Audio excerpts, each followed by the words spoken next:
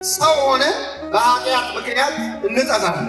አንዳንዴ ደግሞ ኃጢአታችን በጣም ሲበዛ ከሰውነት ክብር ወርደን እንደ እንስሳት የምንሆንበት ጊዜ አለ። ሰው ክቡር ሆኖ ሳለ አያውቅም እንዳለ ነቢየ እግዚአብሔር ዳዊት ሰው እንደሚጠፋ እንስሳ ይሆናል። ምነው ጠፋህ? ምነው አታስቀድስም? ምነው ቤተክርስቲያናት በጣም ሲባል ወይ እንደ ድሮ እኮ አይደለም ኑሮ፣ እኔ እኮ አሁን ቢዚ ነኝ ይላል። ይሄ በጋ አሁን ቢዚ ነበር አልነበረ? ነበር። ይህን ሳር እያገላበጥ አይደለ? መብላቱ እኮ ጥሩ ነው፣ አትብላ አልተባለ። እግዚአብሔር አትስሩ፣ አትነግዱ፣ አትማሩ አይደል? ግን ከበረቷ ከቤተ ክርስቲያን እንድንጠፋ አይፈልግም። አንድ በግ ፍለጋ 99 በጎች ነው። እግዚአብሔር ለአንዲት ነፍስም ዋጋ አለው የለው? ከቤቱ ስንርቅ ወደ ቤቱ ለመምጣትም አቅም እንደሚያስፈልገን ያውቃል አያውቅም? ያውቃል። ብዙ ሰዎች እኮ መምጣት እየፈለጉ በሱስ ተይዘው በኃጢአት እግራቸው ታስሮ መቼ ደርሳለሁ የአምላኬን ፊት መቼ ያዋለሁ እያሉ በየመጠጥ ቤቱ ከሆነው ቅዳሴ ትዝ እያላቸው የሚያለቅሱ ይረበሻል። እግዚአብሔር በቸርነቱ ይመልሳቸው። አሁን እንደውም እግዚአብሔር በጣም የተቸገረው ቤተ ክርስቲያን በማይመጡ ሰዎች ሳይሆን ቤተ ክርስቲያን ውስጥ ሆነን በጠፋኑ ሰዎች እንዳይፈልገን አለን፣ እንዳያጠምቀን ማተብ አስረናል። ሃይማኖት ሲባል ኦርቶዶክስ ተዋሕዶ እንላለን፣ ግን ቤት ውስጥ ሆነን ጠፍተን። አንዳንድ ሰው ወደ ቤተ ክርስቲያን ና ሲባል አይ እኔ አሁን ሱሰኛ ነኝ፣ ዘማዊ ነኝ፣ ቆሽሻለሁ፣ አንዳንድ የማስተካክለው ነገር አለ ይላል። የሚያስተካክለን ማን ነው?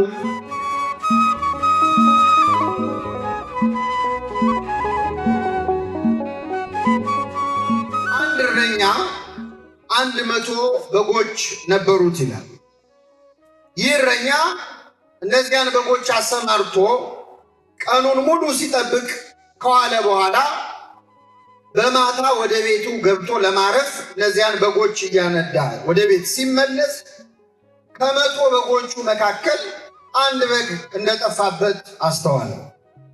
ከ100 በግ አንድ ሲጎድል ስንት ይቀረዋል? አቤት! ይህ እረኛ 99 በጎች እዚያው ቤት ውስጥ ትቶ አንዱን በግ ፍለጋ በጨለማ ወጣ። ወጥቶ ወርዶ ተንከራቶ በብዙ ድካም ያንን በግ አገኘው። ባገኘው ጊዜ አነሳና በትከሻው ተሸከመው፣ ወደ ቤቱም ይዞት መጣ። ጎረቤቶቹንና ወዳጆቹን ጠርቶ የጠፋውን በጌን አግኝቼዋለሁና ከኔ ጋር ደስ ይበላችሁ አላቸው ይላል። እኛ ክርስቲያኖች ሰው ሆነ በኃጢአት ምክንያት እንጠፋለን። አንዳንዴ ደግሞ ኃጢአታችን በጣም ሲበዛ ከሰውነት ክብር ወርደን እንደ እንስሳት የምንሆንበት ጊዜ አለ። ሰው ክቡር ሆኖ ሳለ አያውቅም እንዳለ ነቢየ እግዚአብሔር ዳዊት ሰው እንደሚጠፋ እንስሳ ይሆናል። እንስሳዊ ባህሪ፣ አውሬያዊ ባህሪ ያድርበታል። አዎ ሰው ሆኖ በኃጢአት ምክንያት ይጠፋል። ሰው ሆነን ስንጠፋ ማን ይፈልገናል? እግዚአብሔር ይፈልገናል። ከሰውነት ክብርም ወርደን እንደ እንስሳ ብንኖርም ማን ይፈልገናል? አንዳንዴ ደግሞ ሰው ከእንስሳ ማንሶ ዕቃ የሚሆንበት ጊዜ አለ። ሰው እኮ ከእንስሳትም ያንሳል። አሁን እንስሳት አንበሳን አይበላም፣ ነብርን አይበላም። ሰው ግን ሰውን ይበላል አይበላም? እያየን ነው። ሰው ከእንስሳ በላይ ይሆናል። እግዚአብሔር እረኛዬ ነው የሚያሳጣኝ የለም ብሎ እንደተናገረለት እግዚአብሔር እረኛ፣ እረኝነቱም የተለየ ነው። እረኛ በግ ከጠበቀ ቀን ከጠበቀ ሌሊት ይተኛል፣ ሌሊት ከጠበቀ ቀን ይተኛል። እግዚአብሔር ግን እኛን ሲጠብቅ ምን አይልም? አይተኛም። ሕዝቤን የሚጠብቅ አንቀላፋ። እረኛ በግ ጠብቆ መጨረሻ ላይ ያንን በግ ወይ ራሱ አርዶ ይበላዋል፣ አለዚያ አርደው ለሚበሉ ሰዎች ይሸጠዋል። እግዚአብሔር እረኛችን ነው። አርዶ ይበላናል፣ ገፎ ይለብሰናል። ባይሆን እረኛው መድኃኔዓለም ክርስቶስ ለእኛ በ30 ብር ተሸጧል። እኛ በጎቹ ተሰልፈን የእረኛውን ስጋና ደም እንበላለን። በጎቹ ያረዱት እረኛ መድኃኔዓለም ክርስቶስ ብቻ ነው። ስሙ የተመሰገነ ይሁን። ልብ አድርጉ ምዕመናን። ይህ እረኛ 100 በጎች ነበሩት ይላል። 100 በግ የተባሉት ሰውና መላእክት ናቸው። አንድ በግ ጠፋበት የተባለው ደቂቀ አዳም ነው። 99ን በጎች ትቶ አንዱን በግ ፍለጋ ወጣ የተባለው 99ን ነገደ መላእክት ትቶ ማለት ባህርየ መላእክትን ልዋሃድ ሳይል ባህርየ ሰብን መርጦ ማለት ነው። የአብርሃምን ዘር ይዟል እንጂ መላእክትን አይደለም እንዳለ ሰውን ብሎ አንዱን በግ ፍለጋ ከሰማይ ወደ ምድር ወረደ። እስኪያገኘን ድረስ ፈለገን። ባገኘን ጊዜ በትከሻው ምን አለን?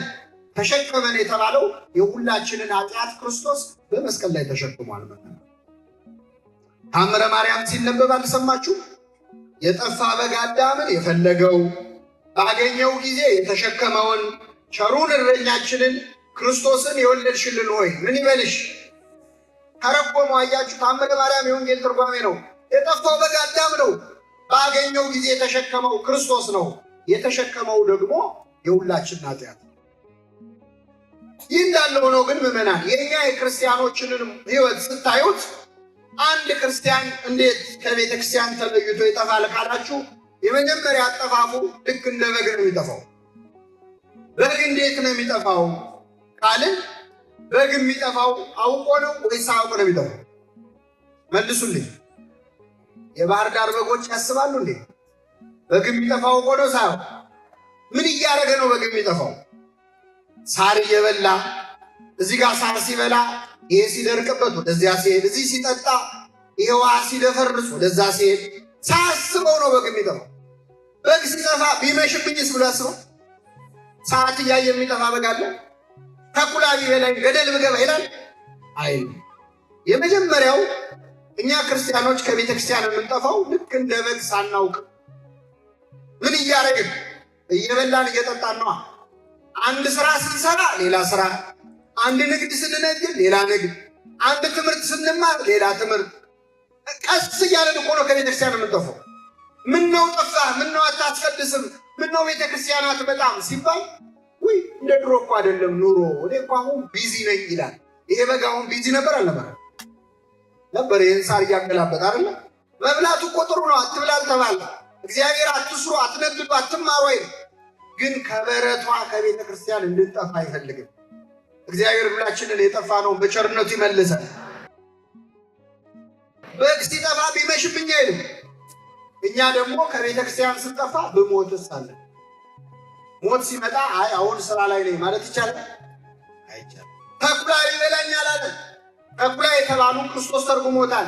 የበግ ለምድ ለብሰው የሚመጡባችሁ በውስጣቸው እንደ ተኩላ ነጣቂዎች ከሆኑ ከሐሰተኞች መምህራን ተጠበቁ። መናፍቃን ናቸው። ሌላ ምን ተኩላ ነው? ቢያስክዱኝስ ሳንን ሳናውቀው ከቤተ ክርስቲያን እንጠፋለን። እንደዚህ የጠፋነውን እግዚአብሔር በቸርነቱ ይመልሰን። እረኛው ምን አደረገ? ሊፈልገው ወጣ ይላል። አንድ በግ ፍለጋ 99 በጎች ትቶ ወጣ። እግዚአብሔር ለአንዲት ነፍስም ዋጋ አለው የለው? አንዱን በግ ፍለጋ ወጣ፣ እስኪያገኘው ድረስ ፈለገው ይላል። እንዴት የሚያጽናና ቃል ነው! በሉ እስኪ እስኪያገኘው ድረስ ፈለገው። ምን እስኪለው? እግዚአብሔር እኛን የሚፈልገን ምን እስኪለን? እስኪ ደክሞ አይልም አይደክመው፣ እስኪ ሰለቸው አይልም አይሰለቸው። እኛ እኮ ሊያውም ለየት ያለን በጎች ነን። እግዚአብሔር በዚህ ሲመጣ እኛ በዚህ ጋር ምን የምንደበቅ በጎች ነን። እስኪያገኘው ድረስ ፈለገው። ባገኘው ጊዜ አነሳና በትከሻው ተሸከመው።